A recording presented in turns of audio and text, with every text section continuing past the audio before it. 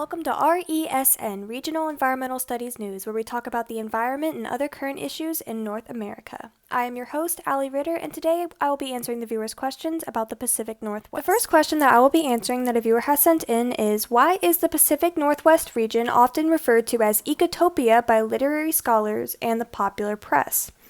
The Pacific Northwest is referred to as Ecotopia because of the environmental awareness and ecological principles that can be found in this region. This term is used to refer to the area north of San Francisco up to Alaska.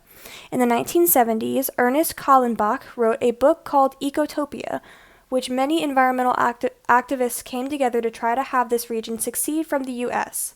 This was because of the environmental issues happening throughout other areas of the U.S. that they did not want to be a part of, for good reason.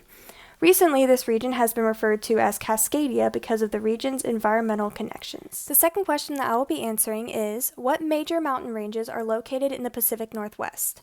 The majority of the Pacific Northwest are taken up by mountains and they run parallel to the coast. Coastal ranges run along the coast, causing rigid cliffs separating land from the ocean. It also includes the Siskiyou Mountains that separates California from Oregon. The St. Elias Range in Alaska is where the coastal range merges into.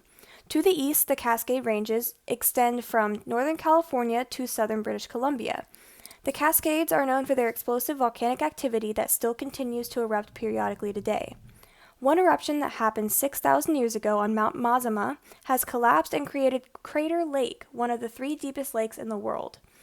North of the Canadian border, the Cascades are known as the Coast Mountains, which are heavily glaciated and have rivers that cut through the landscape and flow out to sea. The third question that a viewer has sent in is, what climatic and landform processes cause orographic rainfall to occur as compared to the processes that cause the rain shadow effect in certain areas of the American West? The lifting and cooling of air over mountains is orographic rainfall. Winds coming from the Pacific Ocean are forced up the mountains and release moisture on the western parts of the mountains.